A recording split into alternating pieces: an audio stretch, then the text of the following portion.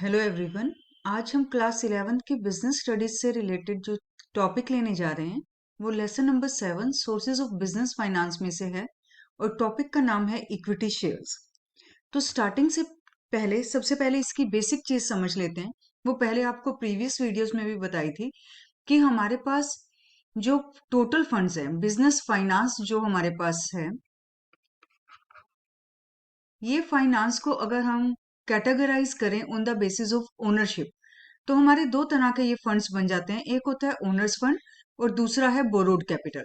Owner's fund मतलब जो कि ओनर्स का फंड है, जो कंपनी के मालिक लोगों ने अपना इन्वेस्ट किया है, उसमें कौन कौन से फंड्स आते हैं।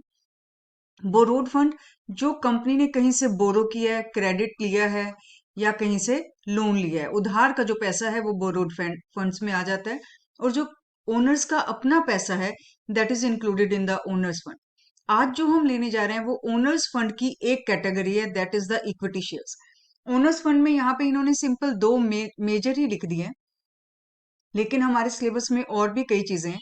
जैसे अगर मैं इक्विटी शेयर्स की बजाय सिर्फ शेयर्स यहाँ पे लिख दूं तो शेयर्स में हमारे एक तो इक्विटी शेयर्स हो जाएंगे जो कि हमारा आज का टॉपिक है, दूसरे हमारे प्रेफरेंस शेयर्स हो जाएंगे जो इसके बाद कवर करेंगे, रिटेन्ड अर्निंग्स हैं, उसके बाद हमारा जीडीआर है जिसको हम कहते हैं ग्लोबल डिपॉजिटरी रिसीट, उसके बाद एडीआर है और उसके बाद आईडीआर है। ठीक है, ये सब हमारे सिलेबस के हैं। इनमें से हम आज जो लेने जा रहे हैं that is about the equity shares. ठीक है, ये ओनर्स फंड है हमारे सारे और ये हमारे इधर बोरोड कैपिटल है। अब आते हैं अपने आज के टॉपिक की तरफ। देखिए, आज का हमारा टॉपिक है इक्विटी शेयर्स।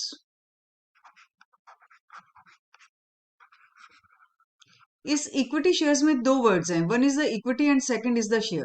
तो इक्विटी शेयर के पूरे मीनिंग को समझने से पहले एक 1 मार्क का क्वेश्चन होता है, what is the meaning of share. आपको ये हमेशा क्वेश्चन ध्यान से देखना होगा कि उसमें किस चीज का मीनिंग पूछा है।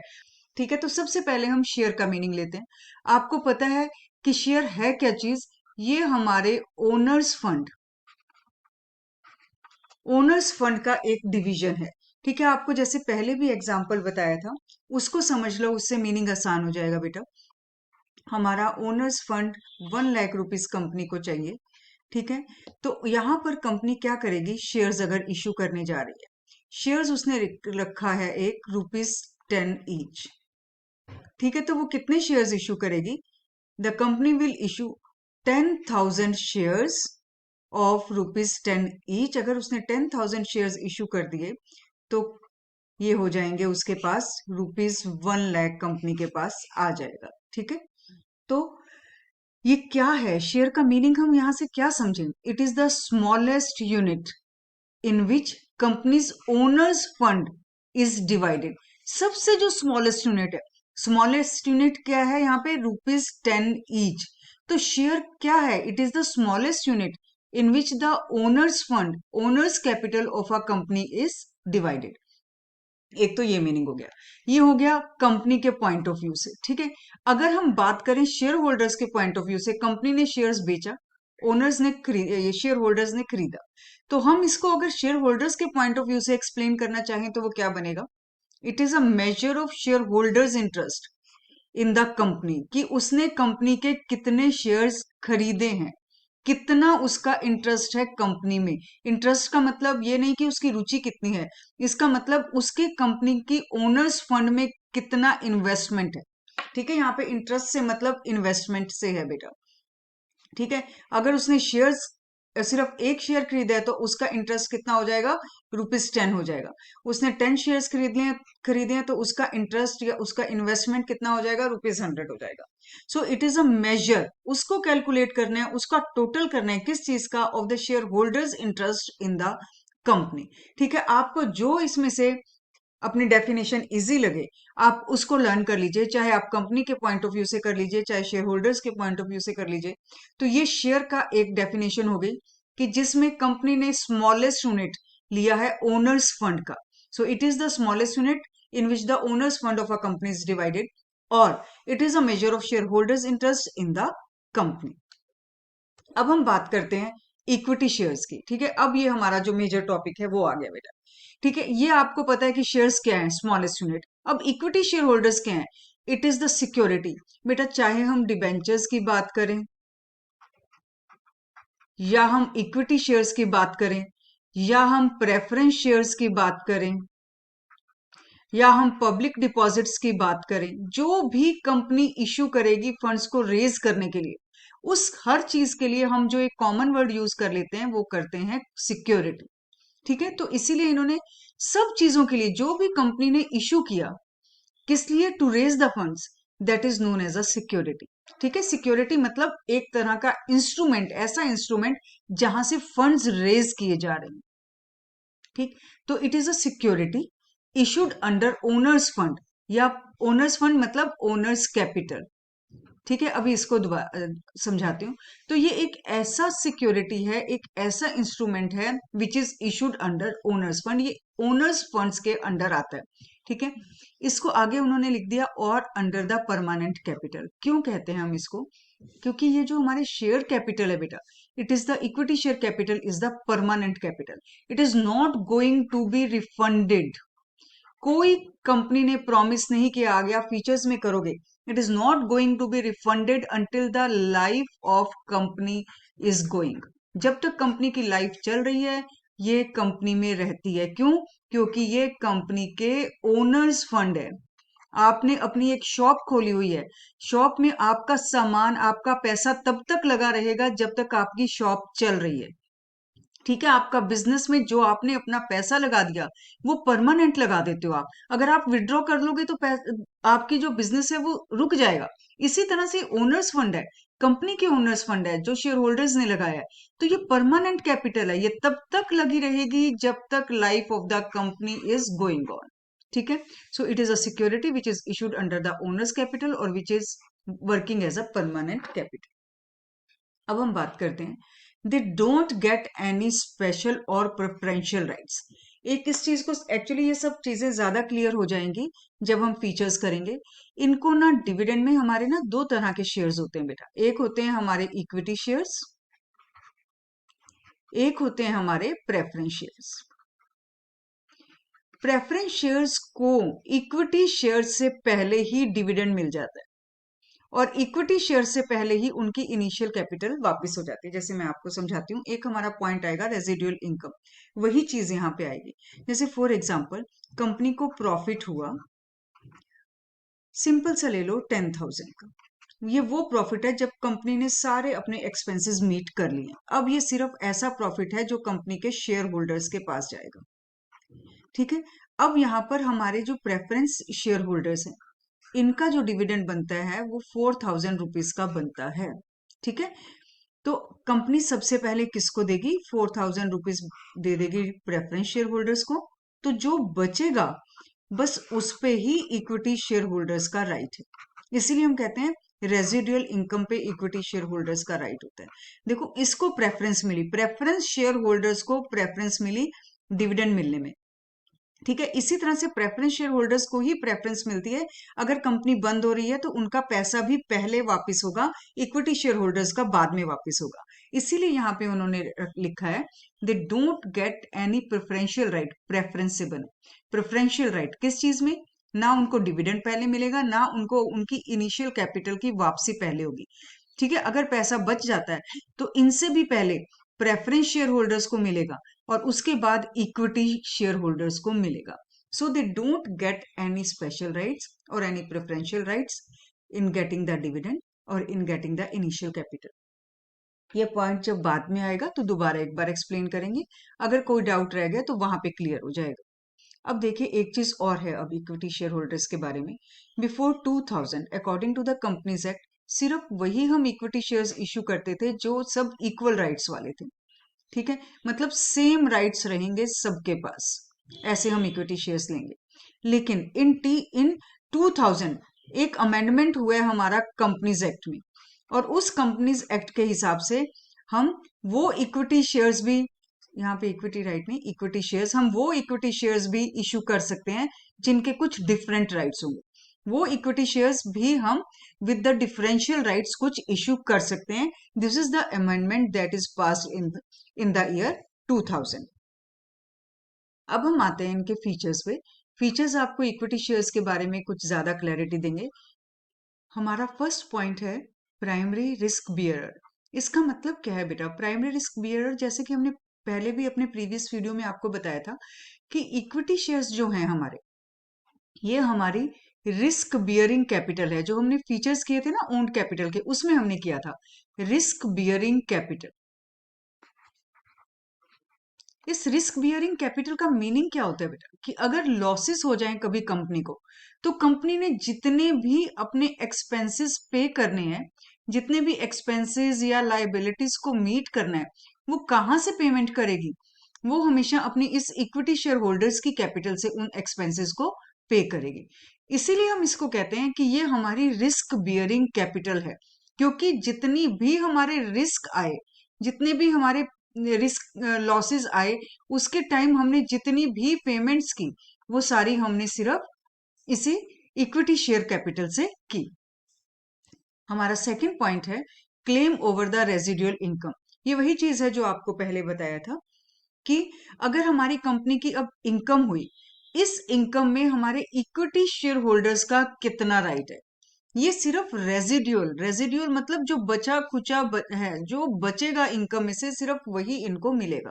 सबसे पहले तो क्रेडिटर्स, जितने हमारे क्रेडिटर्स हैं जिससे हमने पैसा ले रखा है, उनका हमने इंटरेस्ट पे करना है, या हमने उसका इनिशियल जो हमारा कैपिटल का अमाउंट है, लोन है, उनको हम सबसे पहले पे करेंगे। उसके बाद जितने दूसरे हमारी आउटसाइडर्स की पेमेंट है, कोई भी हमारी पेमेंट्स हो सकती है, रॉ मटेरियल की पेमेंट्स हैं, जितनी भी आउटसाइडर्स की पेमेंट है, हमने उन सब की पेमेंट की। फिर उसके बाद जो हमारा बचा, जो प्रॉफिट आया इन सब पेमेंट्स के बाद, उस प्रॉफिट पे सबसे पहला जो हमारा अधिकार होता है, that is of the preference share holders. ठीक है? क्योंकि अभी आपको पहले बताया था कि preference share holders get the preference in getting the dividend. ठीक है? शेयर होल्डर्स को जो हम देते हैं उसको हम डिविडेंड कहते हैं, जो हम लोन के ऊपर पे करते हैं उसको हम इंटरेस्ट कहते हैं। तो इन हमने प्रेफरेंस शेयर होल्डर्स को जो डिविडेंड दिया, वो सबसे पहले देते हैं बेटा। ठीक है? अभी आगे जाके एक और चीज आप समझोगे कि इन प्रेफरेंस शेयर होल्डर्स का जो रिटर्न है, ये फिक्स होता है। जैसे अगर कंपनी ने प्रेफरेंस शेयर इशू किए, तो वो किस तरह से इशू करेंगे? 6% प्रेफरेंस शेयर्स, ऐसे लिखा होगा। इसका मतलब कि जो अगर कंपनी को प्रॉफिट हो रहा है, तो उस प्रॉफिट में से कंपनी के प्रेफरेंस शेयर होल्डर्स को कितना रिटर्न मिलेगा? 6%। अगर किसी ने 100 रुपीज इन्वेस्ट किए हुए हैं, तो उनको 6 रुपीज एज ए रिटर्न मिलेगा पर ईयर। ठीक है? तो मतलब यहाँ पे जैसे लोन हम लेते हैं तो फिक्स होता है ना कि कितने परसेंट इंटरेस्ट है, ऐसी प्रेफरेंस शेयर होल्डर्स की इनकम भी फिक्स होती है। लेकिन इनको मिलती है इनकम तभी है, मिलता है डिविडेंड तभी है, अगर प्रॉफिट हो तब। ठीक है? तो सबसे पहले हमने क्रेडिटर्स की पेमेंट की, आउटसाइडर्स की पेमेंट की, जो बच गया उसमें से हमने प्रेफरेंस शेयर होल्डर्स की भी पेमेंट की, उनके डिविडेंड की। और फिर जो बचा, उस रेजिड्यूल पे, उस बचे खुचे अमाउंट पे इक्विटी शेयर होल्डर्स की पेमेंट होती है बेटा। ठीक है? अब देखो, मैं आपको साथ ही एक और पॉइंट बता देती हूँ, यहीं से ही समझ आएगा आपको। That is the higher profit. आपको मालूम है कि रिटर्न ऑन लोन्स ये भी फिक्स होता है। फॉर एग्जाम्पल, मैंने लोन लिया तो लोन देने वालों ने पहले ही बता दिया कि जी देखो, आपको 10% इंटरेस्ट देना पड़ेगा। ठीक है?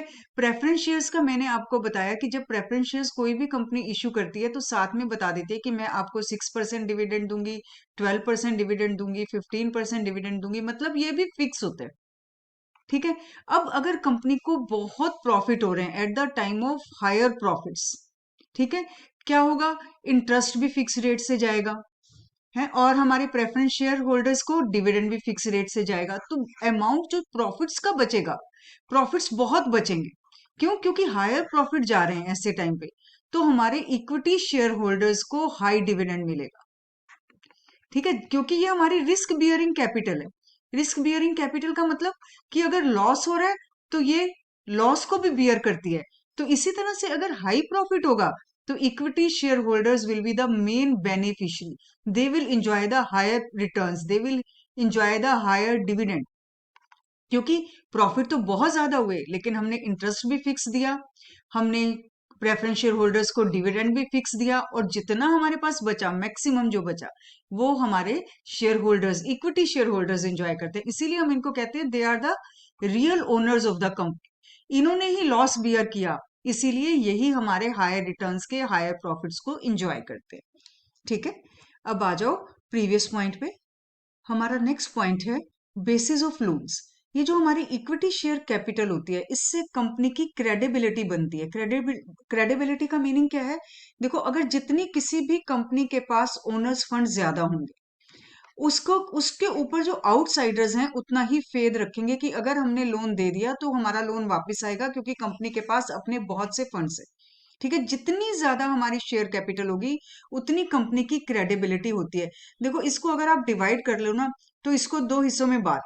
Ability to take the credit, ability to take credit मतलब, क्रेडिट का मतलब लोन्स, कि एक कंपनी की क्रेडिबिलिटी किस चीज से बढ़ती है, उसकी एबिलिटी लोन लेने की किस चीज से बढ़ती है, जितनी ज्यादा उसकी शेयर कैपिटल होती है। आपके पास जितना अपना पैसा ज्यादा होगा उतना आप फाइनेंशियली स्ट्रोंग होंगे। ठीक है, और जितने आप फाइनेंशियली स्ट्रोंग होंगे उतने आपको बैंक इजीली लोन देगा। तो same is with the company. Equity share capital is the owners fund of the company. ये कंपनी के पास जितनी ज्यादा होगी, उसको आउटसाइडर से लोन्स उतना ज्यादा मिलेंगे। लोन उतने मिलेंगे जितनी इक्विटी शेयर फंड्स कंपनी के पास ज्यादा है। So it aids to the credibility of the company by the help of the equity share holders, sorry, by the help of the equity share capital. It is very easy for the company to raise the loans from the company और any financial institution. अब देखो, ये जो हमारे equity share holders हैं, they are the owners of the company. तो इनके पास voting rights होते हैं। इसी वोटिंग राइट्स के थ्रू ये अपने डायरेक्टर्स को, board of directors, they are going to select the board of directors. क्योंकि ये जो हमारे शेयर होल्डर्स हैं, ये इनका नंबर इतना ज्यादा होता है, they will be numerous in number. ठीक है, many thousand share holders will be there in the company, so they can not control the company directly. तो वो क्या करेंगे? By the help of their voting rights, they will select their directors, and these board of directors, they will control the company, they will manage the company on behalf of the, this is company. ठीक है, COMPANY. So on behalf of the shareholders, these directors are going to control and manage the company. Now next is preemptive right. So it is compulsory as per the Companies Act. ये preemptive right क्या है बेटा? अगर एक running company है, एक company के already कुछ शेयर होल्डर्स हैं, कंपनी अपना बिजनेस चला रही है, ठीक है, उसके एग्जिस्टिंग शेयर होल्डर्स हैं, कुछ शेयर होल्डर्स एग्जिस्टिंग। ठीक है, कंपनी ने अपना पैसा लगाया हुआ है, शेयर होल्डर्स हैं। अब कंपनी कुछ न्यू शेयर्स इशू करने जा रही है। ठीक है, अब कंपनी ने कुछ नए शेयर्स इशू करने हैं, देन इट इज कंपल्सरी, ये याद रखना है बेटा आपको बात, it is compulsory for a company to ask the existing share holders. Company अपने एग्जिस्टिंग शेयर होल्डर्स को पूछेगी कि आपने वो शेयर्स परचेज करने हैं या नहीं करने। ठीक है, अगर ये existing share holders they deny to purchase more shares, only then it will be issued to public. ठीक है, it is known as the pre emptive right, कि आप, ये शेयर होल्डर्स आपके ओनर्स हैं, अगर ये कंपनी के और शेयर्स परचेज करने चाहते हैं तो आप बाहर कंपनी के शेयर्स नहीं सेल करोगे। So if the company is going to issue new shares and already some shareholders are there in the company, then first of all ask the existing shareholders. If they deny to purchase, only then it will be issued to public. This is known as the preemptive right, preemptive right of shareholders, and it is compulsory as per the Companies Act. ठीक है, अब बात करते हैं हम permanent capital की। Company की तरफ से कोई कमिटमेंट नहीं है कि हम इस शेयर कैपिटल को वापस करेंगे। मैंने आपको पहले भी कहा है, it will be there until the life of company is going on. ठीक है, तो ये हमारी एक परमानेंट कैपिटल होती है और तब तक रहती है जब तक कंपनी की लाइफ चल रही है। That's why it is also known as the risk bearing capital, क्योंकि ये ओनर्स कैपिटल है और ओनर्स ही हमेशा रिस्क भी बियर करते हैं और प्रॉफिट्स को भी इंजॉय करते हैं। ठीक है, इस वीडियो के लिए बस इतना ही। हमने यहाँ पे शेयर का मीनिंग भी कर लिया, इक्विटी शेयर्स का भी मीनिंग किया, उसके बाद इक्विटी शेयर से रिलेटेड फीचर्स भी कर लिए। ठीक है, इन फीचर्स में हमने बहुत सी चीजें और भी देखी बेटा, कि ये रिस्क बियरिंग कैपिटल कैसे है, इसमें से क्यों हम हायर प्रॉफिट्स इनको मिलते हैं, ये प्री एम्प्टिव राइट, ये चीजें मैं आपको इसलिए बता रही हूँ क्योंकि इन पे 1 1 मार्क के अलग अलग क्वेश्चंस आ जाते हैं। ठीक है, ये प्री एम्प्टिव राइट क्या है, तो इसलिए इस वीडियो को और इसके हर फीचर को थोड़ा ध्यान से करना। इस वीडियो के लिए बस इतना ही। नेक्स्ट वीडियो में मिलेंगे हम एक नए टॉपिक के साथ। Thanks to all of you.